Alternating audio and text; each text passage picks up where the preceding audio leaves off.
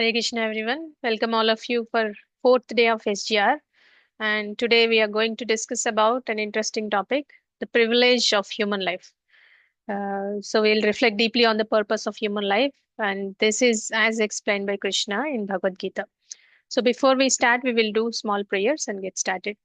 Om Ajnanatimirandasya Gnananjana Chakshurunmilitam Yena Tasmai Shri Gurave Namaha श्रीचैतन्यमनोभीष्टं स्थापितं येन भूतले स्वयं रूप कदा मह्यं ददाति स्वपदान्तिकं वन्देऽहं श्रीगुरो श्रीयुतपदकमलं श्रीगुरून् वैष्णवांश्च श्रीरूपं साग्रजातां सहगण रघुनाथान्वितं तं सजीवं साद्वैतं सावधूतं परिजनसहितं कृष्णचैतन्यदेवं श्रीराधा कृष्णपादान् सहगण ललिता श्रीविशाखान्वितांश्च हे कृष्णकरुणा सिन्धो दीनबन्धो जगत्पते गोपीश गोपिका कान्त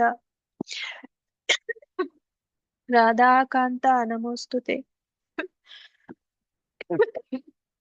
तप्तकाञ्चन गौराङ्गी राधे वृन्दावनेश्वरी वृषभानुसुते देवी प्रणमामि हरिप्रिये नमो विष्णुपादाय कृष्णप्रेष्ठाय भूतले श्रीमते भक्तिवेदान्त स्वामिनिति नामिने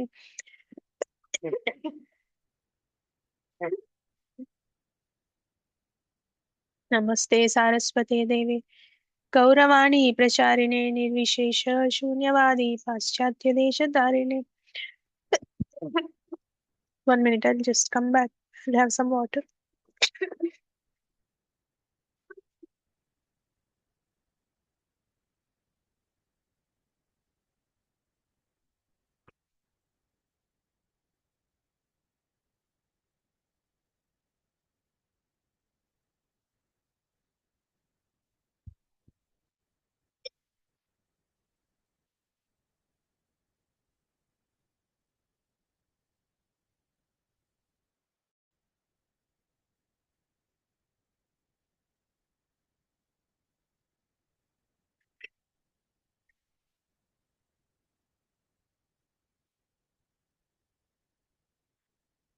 नमो विष्णुपादाय कृष्णप्रेष्ठाय भूतले श्रीमते भक्तिवेदान्त स्वामिनिति नामिने नमस्ते सारस्वते देवे गौरवाणी प्रचारिणे निर्विशेष शून्यवादी पाश्चात्य देशतारिणे जय श्री कृष्ण चैतन्य प्रभु नित्यानंद श्री अद्वैत गदाधर श्रीवासादि गौर भक्त वृंद हरे कृष्ण कृष्ण कृष्ण हरे हरे हरे राम राम राम हरे हरे वाञ्छाकल्पतरुभ्यश्च कृपा सिन्धुभ्यैव च पतितानां पावनेभ्यो वैष्णवेभ्यो नमो नमः। नंदकोटि वैष्णव वृंद की जय, श्रील प्रभुपाद की जय, श्री श्री राधा मदन मोहन की जय, श्री श्री गौर साई की जय, श्री श्री श्री जगन्नाथ बलराम सुभद्रा मैया की जय, जगत गुरु पतित पावन श्रील प्रभुपाद की जय, श्रीमद् भगवद गीता की जय। Thank you so much, Mataji and Prabhuji, for joining today's session.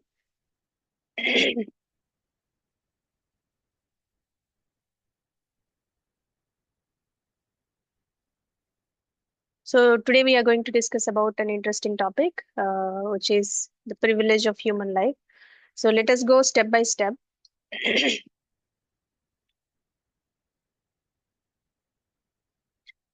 So these are the topics of discussion for today. Four acts common between animals and humans, and what is the difference between animals and humans, and human intelligence versus animal intelligence, and are we leading a meaningful life? We'll also discuss about this, and science of intelligence and threefold miseries, and what are the solutions for those threefold miseries. So we will discuss these topics today. So, four activities common to all living beings. So, let us begin with an observation that no one can deny. Both animals and human beings, we discussed yesterday and day before yesterday as well. They perform four basic activities. Can you tell me what are they?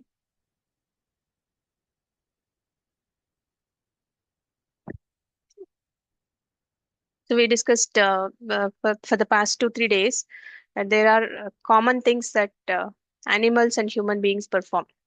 So you remember eating, sleeping, mating, defending. That's what we discussed about. And Srimad Bhagavatam also says, Ahara nidra bhaya maitunam cha samanyam pashubir naranam. So this means eating, sleeping, fearing, and mating are common to both animals and human beings. So animals also eat, humans also eat. Animals sleep, humans sleep. And animals defend, and humans also defend. So animals reproduce, humans also reproduce. So the activity is the same, only the arrangement is different. For example, if you take a dog, the dog eats from the street, but a human eats from a plate on a dining table in the house. So that's the only difference. But eating is eating only. So the human also eat and dog also eats. So now please think carefully. If these four activities are the same, then what exactly is the difference between animal life and human life?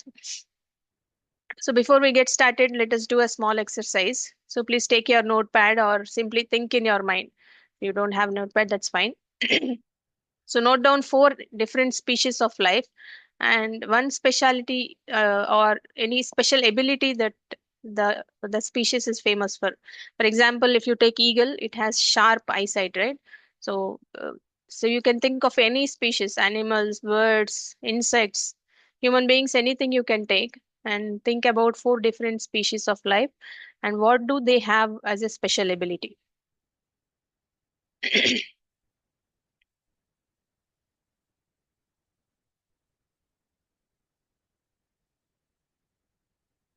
Hope you all had written down those or you thought about in your mind.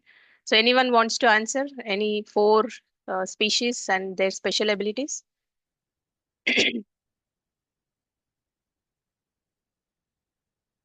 Anyone would like to unmute and talk about what you have written or thought about in your mind? Okay, so I will tell you. So, dog is like eagle. We discussed, right? It has strong eyesight, and dog has strong smelling power. And ant carries many times its body weight, and fish lives under the water, and snake senses heat very fast. So all very good, but now comes the important realization. Every species is already perfectly equipped by nature, and eagle does not go to school to learn how to see far, and dog does not attend any training to learn how to smell. Fish also does not struggle to breathe in water. Nobody trains. By default, it will be given that capability. Krishna has already arranged all these abilities for them. And Srila Prabhupada explains each body is a machine given by material nature, and it is suitable for a particular kind of enjoyment and also a suffering. So the Krishna has created it in such a way that every species has a particular kind of enjoyment and particular kind of suffering. So now again, let us return to the four activities: eating, sleeping, mating, defending. Animals perform all these four activities instinctively, but humans perform these intelligently. They have intelligence and they use that intelligence and they perform these four activities intelligently. And animals usually perform these activities instinctively. That means if it feels hungry, it searches for the food instinctively and it eats that food. But humans, they plan for it. They earn money, they plan for their meals and everything, right? Not only eating, but they also do planning for all the four activities. But here comes a very serious point. What is that critical turning point is a human being uses all his intelligence only to eat better, only to sleep more comfortably, and to defend more strongly, and to enjoy mating more cleverly. Then what is the real difference between the human and an animal? So Srila Prabhupada tells this very strongly. If a human life is spent only for sense gratification, then it is a polished animal life. That's what Prabhupada clearly mentioned. If you're also doing only these four activities only for sense gratification, then you are living an animal life. So it is not it is not uncivilized, but it is misdirected life, is what Prabhupada says. So so I think we need to think in our heart: am I living only to improve these four activities, or am I using my human intelligence for something higher? So, what is that something higher? We will discuss. Srimad Bhagavatam also explains that human life is durlabham. Durlabham means very rare. Why is it very rare? Because after millions of births through aquatics, plants, yesterday we have discussed, right? The types of bodies that anybody will take 84 lakh species. Out of that, we will go through aquatics, plants, insects, birds, animals, and the soul finally gets a human body. And that human body is not meant for what animals already do better, like those four things: eating, sleeping, mating, and defending. So it is meant for what then? It is meant for inquiry. What kind of inquiries that we have to do? Let us see. So let us understand is there any really difference between human intelligence versus animal intelligence? So after understanding that eating, sleeping, mating, and defending are common to both animals and humans, so now we have to understand, is there really a difference?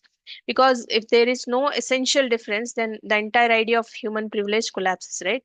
So let us examine this very honestly, and uh, we don't need to take it personally or emotionally, but let us examine this very honestly, looking at the slide carefully. So, so one side we see an animal, strong, alert, and confident. On the other side, we see a human being, and the person looks very civilized, well dressed, and composed. Externally, the difference looks obvious, but Srila Prabhupada never judged by externals. He always asked, what is the purpose of intelligence? So we know that human beings are intelligent and they also have developed consciousness. So animals have underdeveloped consciousness, that means low consciousness, and humans have developed consciousness, that means elevated consciousness than animals. Then what is the purpose of that intelligence? So let me ask you all a very important question. Please don't answer immediately, think carefully. If human beings had never developed cities, if there were no schools, no colleges, no science, no technology, and if there were no machines, no internet, no modern comforts like we all have now, so would human life still be superior to animal life? So what do you all think? If we don't have all this development, technology, everything, so will there be a difference between human life and animal life? Anyone can unmute and answer.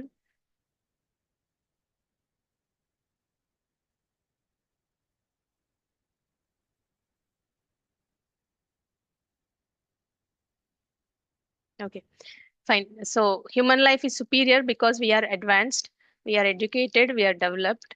But Bhagavad Gita and Srila Prabhupada say that is not the real reason. We all think that all these cities, all these buildings and everything, we feel that we are advanced, we are developed. But the correct answer is human life would still be superior. Even though we don't have all this development, we don't have technology, we don't have cities, human life would still be superior. Why is it still superior? Let us understand. Because human superiority does not depend on material development alone. So whatever development that we talked about is all material development. It depends. It depends on all material things that we are making for us to make our lives comfortable. But what makes exact difference is the capacity of human development, human consciousness. So what do we mean by capacity? Srila Prabhupada says superiority is determined only based upon the capability of the inquiry, not by what we create externally, the material comforts.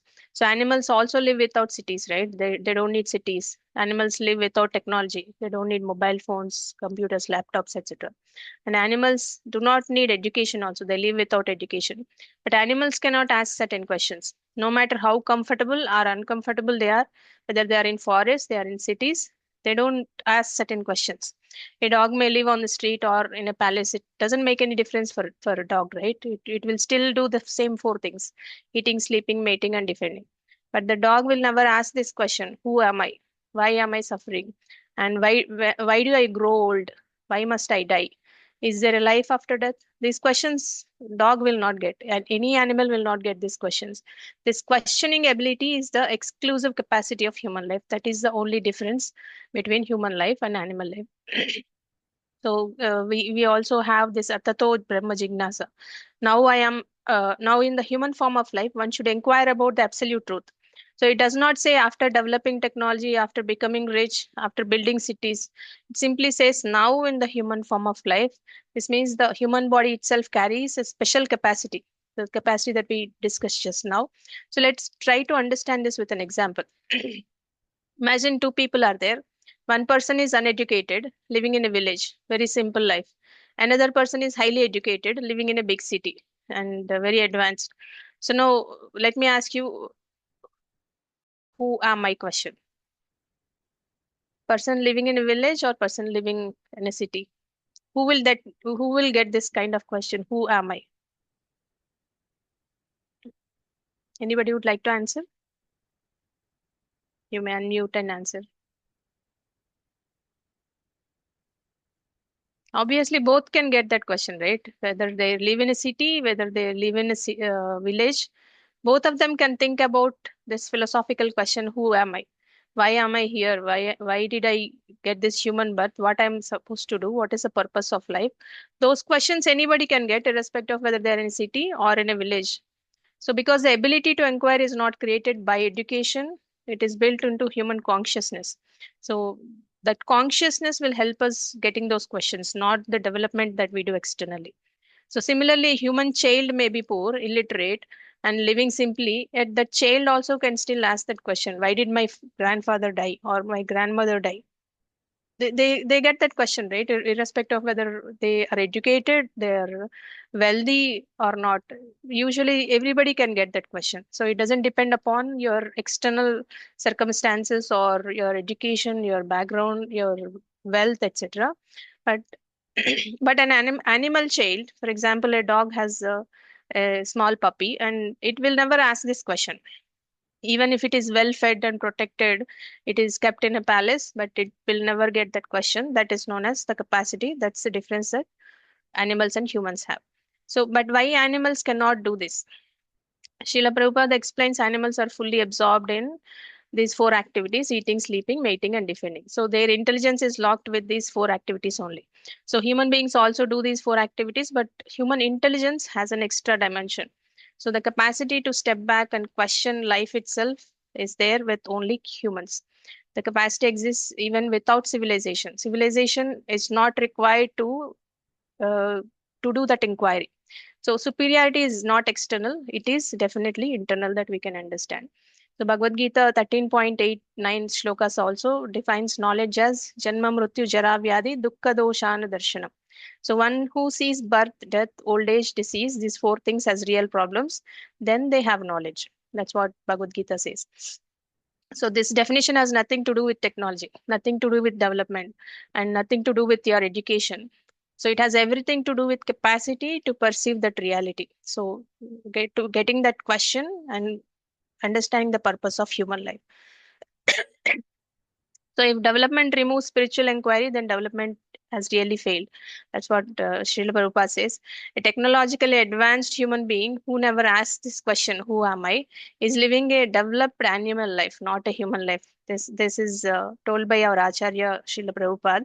So if we are doing extra comfort life and doing all the four things and not inquiring about what is the purpose of life, then we are living a developed animal life, not a human life, is what our Acharya says. Because human life is not special because we can build cities. Human life is special because we can question our existence. We can question who am I, who is God, what is my relationship with God, right? So those questions, that questioning capacity is the special boon for human beings. So we need to remember development does not define human superiority. Education does not define human superiority. Technology also does not define human superiority. Capacity to inquire about the absolute truth defines human superiority. So we need to understand what is absolute truth, how are we connected to that absolute truth, and what is the purpose of life. These questions we should get, and that is the capacity that makes humans and animals different. And if that capacity is not used, then human life is no better than animal life. That's what our Acharya says. So even animals have rational power. Animals are also intelligent in some way. So animals are not foolish. They have rational power, decision making ability. They have certain memory, and they also have certain skills. Animals are sometimes better than humans in many areas, like we discussed. Right, eagle has superior eyesight. Dog has superior smelling power. Elephant has superior eating capacity, and mosquito has superior reproductive ability. So every animal has their own superior qualities, but Srila Prabhupada says if sense power were the goal, animals would be superior. So if you look at those sense powers, we cannot have the superior eyesight as eagle. and we cannot have superior smelling power as dog. The same way, whatever speciality that each and every species has, we may not have it, because that is at sense level. But intelligence cannot simply mean sense efficiency. So intelligence is something that humans have, and that is a differentiating factor. Then what makes human intelligence unique? It is not about eating better, seeing farther, reproducing faster. So human intelligence is about inquiry into existence. So animals cannot ask these questions that we discussed, right? Why am I suffering? Who created this world? Is there any life after death? So humans only can question these things. Animals cannot question. So if you look at this slide, human civilization reached the summit of material advancement. So, but are we really happy is the question. So acknowledging material progress is fine.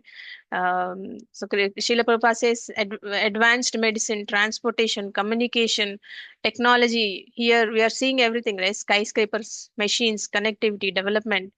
But materially, civilization has advanced tremendously. But are we happy is the question. The most, I think everybody can understand, right? Are we happy with material advancement? Maybe temporarily, but maybe occasionally we are happy, but we are not happy entirely. Permanently we are not happy. So look around the society. Despite comfort, convenience, there's a lot of entertainment nowadays, and people are, even though we have everything, but people are restless, and they're always anxious, and they always feel lonely, and every time they are unsatisfied. So whatever they have, they are not satisfied. That contentment is not there. Why? Why? Because we already discussed bird and cage example in the previous sessions. You can decorate a cage nicely, but if the bird inside is starving, if you're not providing food to the bird, then what is the use? So you might be having a golden cage for that bird, and you're cleaning that golden cage, taking care of the cage very well. Then, if you're not feeding the bird, then the bird inside will die, right? So there's no use for that. So that's what we are trying to do. We are doing all external decorations, but we are forgetting about our soul, and we are not providing proper food for the soul. So modern civilization is like that. It is decorating the body, but neglecting the soul. So are we leading a meaningful life? So we are dissatisfied, we are full of anxiety, we have a lot of stress, and many people are depressed also.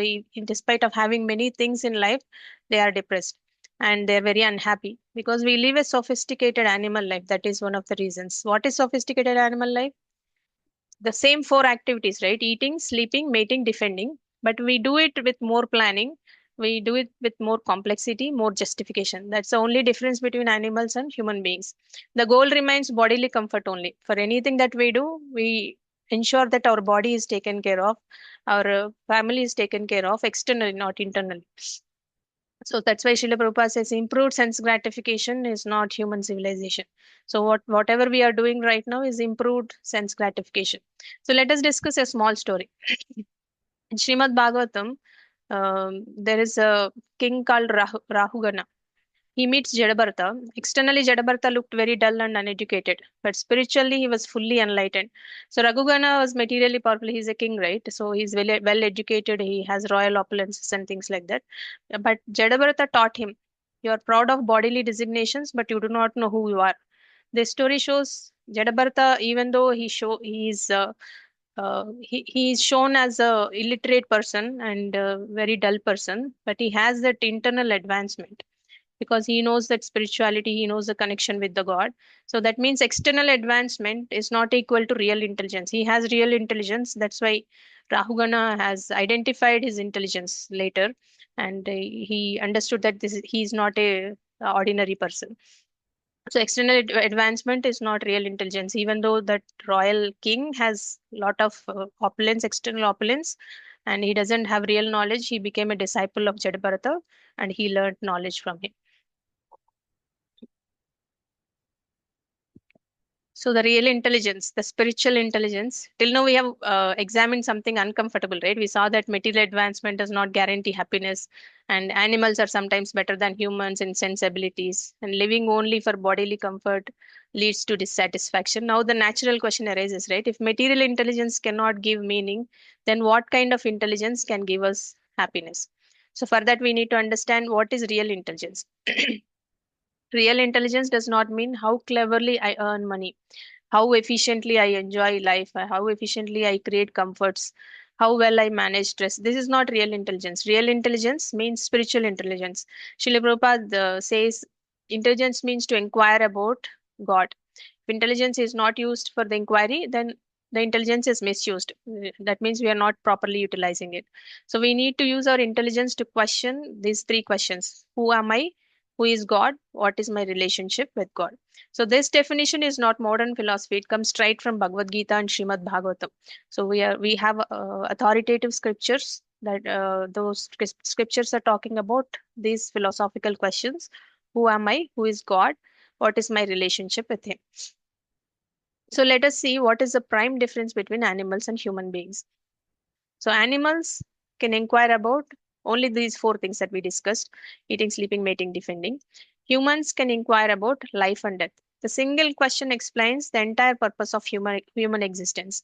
So that is the only purpose. We need to inquire about what is life, what is death, and why am I here? What is the purpose of my life? And who is God? What is my relationship with God? So why animals do not inquire? Animals also suffer disease, fear, death, right? But they do not ask why.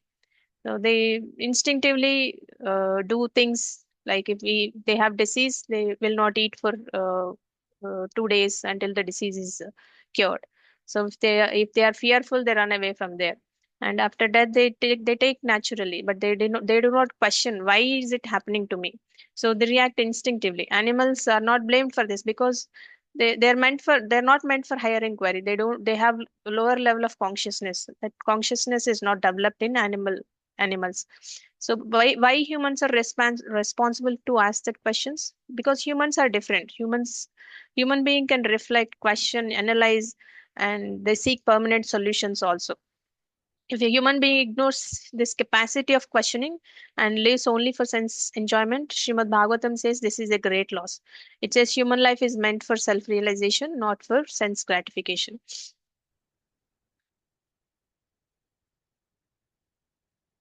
So let's see what's the privilege of human life. Human beings alone can develop the reasoning power to ask, why am I suffering? Where do I go after this life? Why do I grow old? And why do I get diseases? And how can I get permanent happiness? So whatever happiness that we see in this material world, it is not permanent, right? We may be thinking that we are happy for 1 day, 2 day, but later on there will be some distress coming up and we will not be permanently happy. So these questions arise naturally for all the human beings. They are not taught in schools. They arise from within the heart. So at some point in time, you get that realization, and you keep thinking, why is it happening? Why am I suffering? So why these questions matter? Animals never ask these questions, right? That's what we discussed. Even many humans suppress these questions. Even some people get these questions, but they don't. They suppress and they don't inquire. They don't ask right people in right time. For example, if there is a death in a family, we all think about it, why people are dying, what happens after the death, etc. We get a lot of questions. Every human being with small intelligence, with average intelligence, also will think about it, and they might ask during that time, and they discuss about it for 1 or 2 days and they forget about it.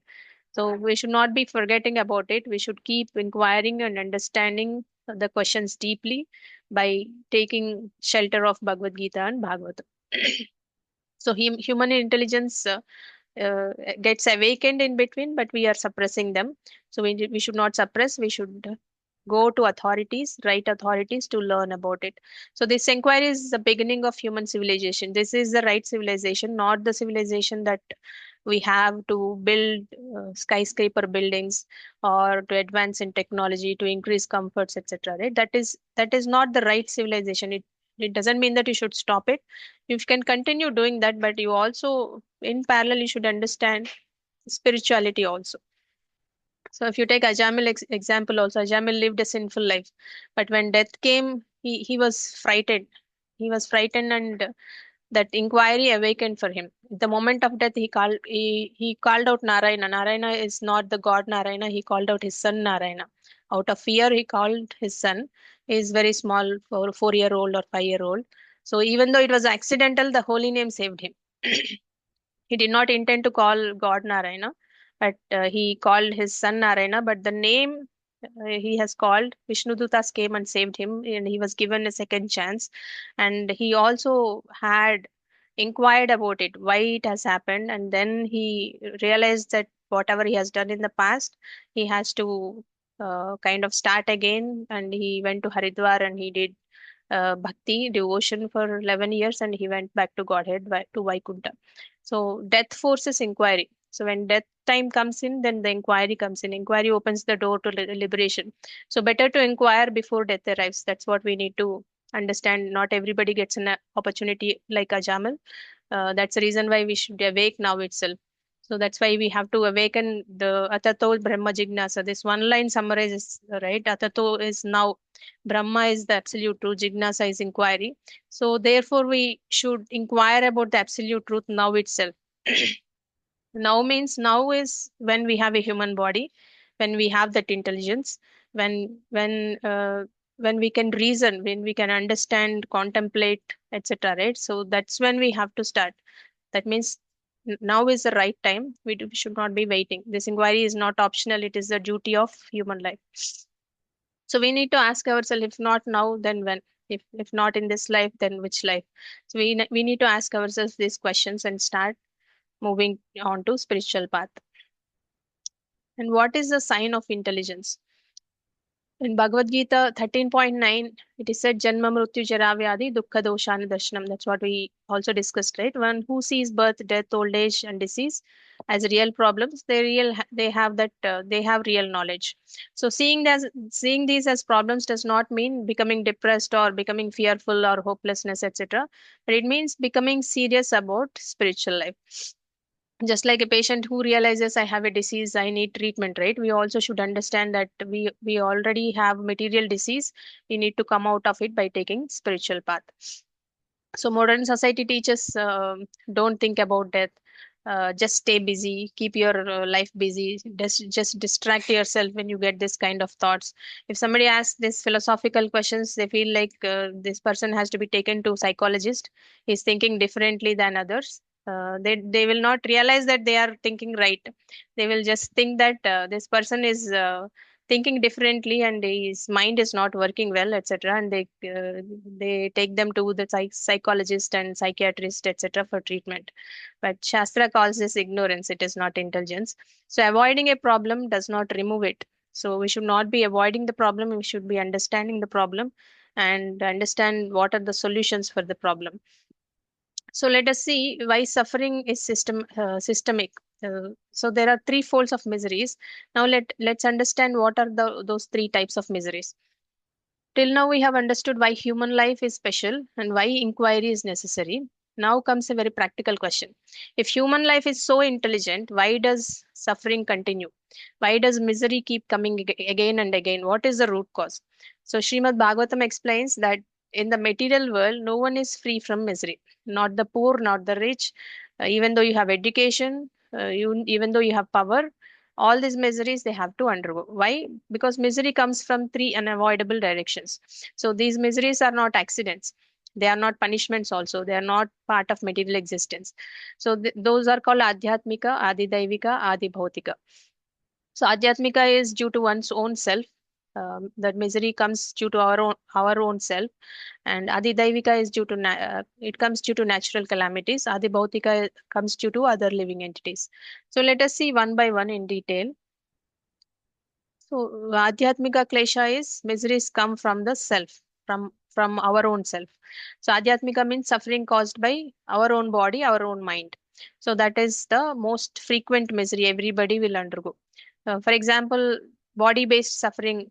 You have pain, you have disease, fatigue, aging, disability, etc. No one invites disease, right? But disease comes. Even the most disciplined life cannot avoid bodily decay. When old age comes, the body automatically decays, right?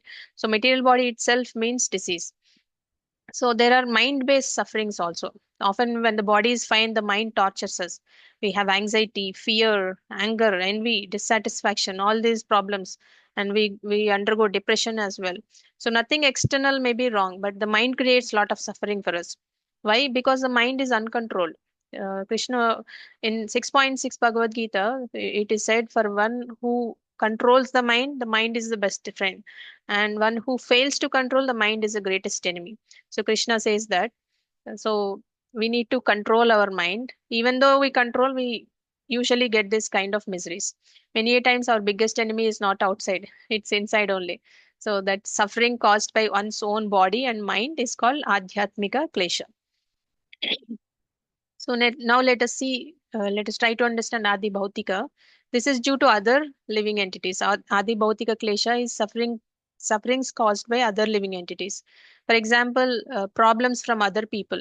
Sometimes we have conflicts and somebody exploits us, somebody insults us. So then the problems are coming from other people. And maybe some harm coming from animals, insects, mosquitoes comes and bite, etc. Right? And there may be harm from enemies, and sometimes there will be trouble from family members, friends, relatives, neighbors, etc., because the material world is full of conditioned souls with conflicting desires, and friction is inevitable, we cannot avoid it. So this type of misery comes from other human beings or animals or insects, or sometimes bacteria and viruses like covid, flu, etc., right? So these kind of things come under adi bhautika klesha. Even Prahlad Maharaj, if you take it as an example, he was tortured not by strangers, but by his own father. But Prahlad Maharaj remained peaceful. Why? Because he has elevated consciousness and he is a great devotee of Vishnu. That's why he is able to take it easily. And those external sufferings, pains did not impact Prahlad Maharaj. So, but still, miseries will keep coming. And let us try to understand Adi Daivika Klesha, miseries from nature. So these are natural disasters. Uh, they come they come from forces beyond human control, like heat and cold, floods, droughts, earthquakes, tsunamis, etc. Right? So no matter how advanced civilization becomes, we cannot stop rain, we cannot command earthquakes, and we cannot control climate fully. So Prabhupada says nature is stronger than all our plans. So Bhagavad Gita also 9.10. So मयाध्यक्षेण प्रकृति सूयते सचराचरं हेतुनानेन kaunteya jagad विपरिवर्तते. So what Krishna says here, material nature works under my supervision. He says material nature is one of my energies and it functions under my guidance, and by my will only it produces all living and non-living entities, moving and non-moving entities, and under its governance the cosmic manifestation is created, and it is also annihilated time and again. So Krishna says it is my material nature is working under my supervision. So nature is not chaotic, nature is not independent. Some people say nature has formed automatically. So but the creation will not happen without a creator, that we need to understand. So these calamities reminds us we are not controllers. This world is not our home. So we have a separate home which is a spiritual world, and we need to go back to our home to be happy permanently. So if you also take Gajendra Moksha as an example, Gajendra's example, right? Gajendra is king of elephants, and he was attacked by a crocodile. And Gajendra is so powerful, but when he is in water, crocodile had that strength, and Gajendra's strength failed, and intelligence failed, assistance failed. Only when he surrendered to Lord Vishnu, then the help came. So this teaches when all material supports fail, surrender only is one thing that remains for us, so that we need to remember, but we cannot avoid any of these miseries. So these three types of miseries at every moment in material life, at least one misery will be there, or two, or sometimes all three will be there. So this is why Bhagavad Gita calls the material world as dukkhalayam ashashvatam. So it is a temporary place of misery, that's the reality. And this is not our home, we are not meant to be here and suffer. We should go home back to Vaikuntha planets. For that we need to perform devotional service. But a foolish person thinks, if I adjust here a little more I'll be happy. So they always think, okay, tomorrow I'll be happy, I'll just have to adjust today or tomorrow, etc., right? But an intelligent person understands adjustments cannot remove suffering permanently, therefore a permanent solution is required. So suffering is anyway unavoidable in material life. Intelligence means seeking liberation, not just adjustment. So we should not think that okay, we will adjust here in the material life and suffer only. Instead, we should think about coming out of that misery. So, but what is the solution? There are two types of solutions given. Uh, so far we understood human life is meant for inquiry. Suffering is unavoidable in material existence, and miseries come from three directions: Adi Bhautika, Adi Daivika, Adhyatmika. So now we are going to discuss about what solutions we have. So there are two types of solutions: temporary superficial solutions and permanent root cause solutions. So most of the human beings goes into the first category. They always search for temporary solutions. Very few people seek for second solution, which is permanent solution, which identifies the root cause and goes to that kind of solutions. So let us understand why. So material solutions has a limit. So Bhagavad Gita, Bhagavatam do not reject medicine, science, technological advancements. Prabhupada also never rejected all of it. He also used airplanes, he used microphones, he used printing presses. So material solutions are useful for material things, but they have a limit. For example, if you take old age, there are anti-aging techniques. Modern science tries to delay aging and hide aging and manage aging, but can aging be permanently stopped? No, right? So at best, it can be little bit postponed. Maybe a 50-year-old person can look 40-year-old, but they will eventually grow old. They will eventually, even though they are not showing, their body will decay from internally also. So Prabhupada says you may patch the body, but you cannot make it immortal. So anybody cannot be living forever, right? So they anyway they may delay a little bit with science advancements, but they cannot completely make it immortal. So if you take tsunami also, sensors and warning systems are there, but they can predict, they can warn us, and they can reduce the damage. So they will say, okay, tsunami is coming during this time, so be aware, you do not go near the sea, etc. And they reduce the damage. But can it stop the tsunami? No, right? It cannot stop the tsunami. They can only predict and they can do a workaround, but they cannot permanently stop the tsunami. So nature remains uncontrollable. And if you take disease also, there's a lot of medical advancement. Medicines has helped enormously. But let us ask honestly, has disease disappeared from the world? No, right? Diseases still exist. Or uh, somebody is not dying. Everybody is dying at some point in time. And all diseases are coming, even though you take care of your health very well, diseases keep coming. And if one disease goes, another will come. So like COVID has transformed into various variants, right? The same way. And if you take depression, there are solutions. Pills and therapy is there. Mental health support is there. But medicines can calm the nerves, adjust chemicals little bit. But it cannot answer why am I alive? What is the purpose of my suffering? Srila Prabhupada says real happiness is not chemical. It is not in the chemicals, but it is understanding the root cause of it. And if you take death also, there is still no solution, right? For every problem, there is some adjustment, but for death, there is no solution. Death defeats everyone.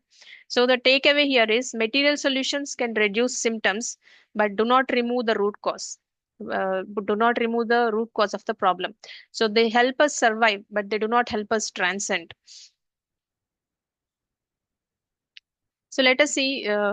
So what are the solutions, spiritual solutions? Right now we have seen material solutions. They will only give some adjustment, but they will not give permanent solution. They are temporary solutions.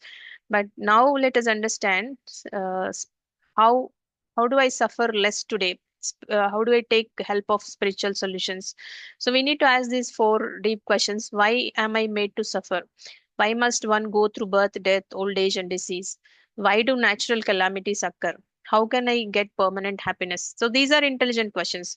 The root cause of the problem is wrong identity. This is the heart of the entire philosophy, right? So what is the wrong identity? Wrong identity means thinking that I am this body, and thinking that I am the enjoyer, and thinking that I am the controller, and thinking that this material world is my home, permanent home.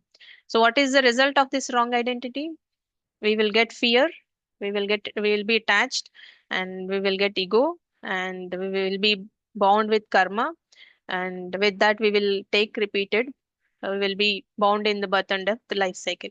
We'll take repeated births and deaths, so because of the wrong identity. So, Bhagavad Gita 2.13, it explains the body changes, the soul does not change. But because we identify with the body, we suffer when it changes. So, that is something we need to learn. So, if you look at the tree here, the leaves are the symptoms of stress, disease, anxiety. The trunk is repeated suffering, and the root is the wrong identity. So, material solutions trim the leaves, but spiritual solution attacks the root. That's what we need to understand. So, what is the permanent solution then? The permanent solution is Bhakti Yoga. Bhakti Yoga means reviving our forgotten relationship with Krishna, hearing about Krishna, remembering Krishna, serving Krishna. So, this changes our identity from I am the enjoyer to I am the servant of Krishna. So, that actually is the root cause. We feel that I am the controller, I am the enjoyer, and we are actually not. So we are the servants of Krishna, and we change the identity to we are the enjoyers. So when we correct that identity that we are not this body, we are not the enjoyers, we are not the controllers, and then we will come to devotion. And devotion will help us reviving the forgotten relationship with Krishna, hearing about Krishna, remembering Krishna, and serving Krishna.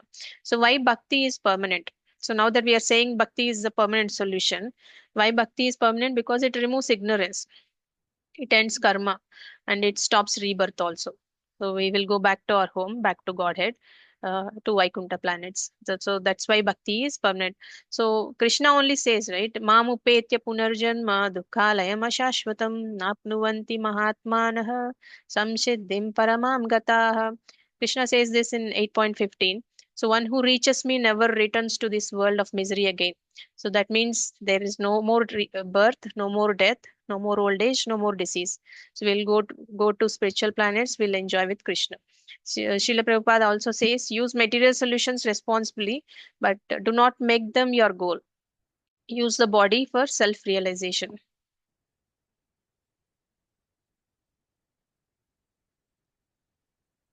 So till now we have understood what the problem is and why material solutions fail to address the problem and why wrong identity causes suffering. So now the mind naturally asks, right, then what is the truth? That is what these four questions address. Who is God? And so this question is not a philosophical speculation, right? It is the central question of existence. We understand God as he is through Bhagavad Gita, Srimad Bhagavatam, and the disciplic succession. Krishna says in 7.7, Matta parataram nanyat kinchid asti dhananjaya mai sarvamidam protam sutre manigana iva. He says, Arjuna, there is nothing superior to me. All existence rests upon me. Just as pearls are supported by a thread that holds them together, right? So the same way, these universes are all pervaded by me, is what Krishna says. So he says, nothing is superior to me. So what is my relationship with Krishna then? So the most important thing, right? Religion does not mean rituals, labels, external identity, etc. Religion means relationship. So religion means to understand our relationship with God and act accordingly. So our eternal identity is we are not independent. We are not enjoyers. We are not controllers. We are eternal servants of Krishna. That is our eternal identity. So that is a natural function. Just like the hand serves the body, right? If you have to eat, you have to eat with your hands. And the leaves are there in the tree, right? They also serve the tree. And the soul serves Krishna naturally. That way, that's a natural relationship. So when service is forgotten, automatically frustration arises. So when service is revived, then fulfillment arises, then we will be more happy. So if you take gopis of Vrindavan, right? Gopis did not serve Krishna for liberation. They served him out of pure love. So this is the highest perfection of human life. So how can I get permanent happiness? Permanent happiness means happiness that does not end with death.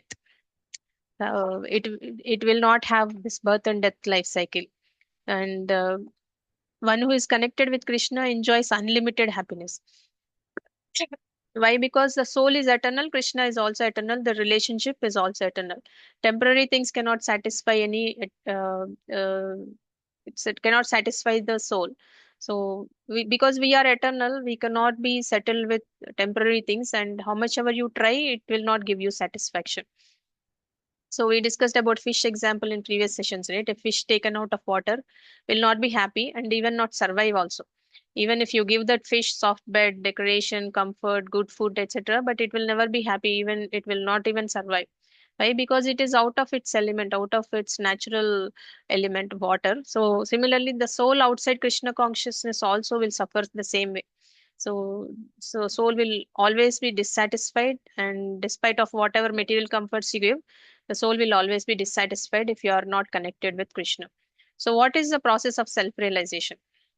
So Bhakti Yoga is authorized process of self-realization, and it is systematic and practical. It includes hearing about Krishna, Krishna Katha, chanting his holy names, remembering Krishna, serving Krishna, associating with devotees. So these are the things that comes under Bhakti Yoga.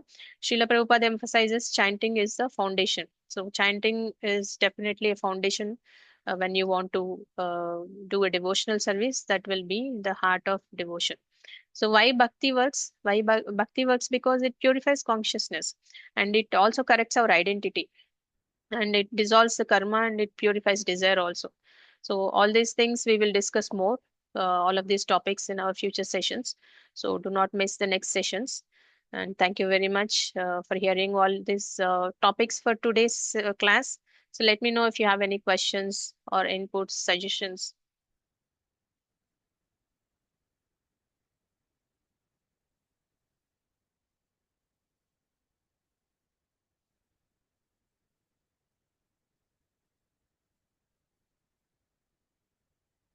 No questions? It means whether you have understood fully or not understood completely. What is true?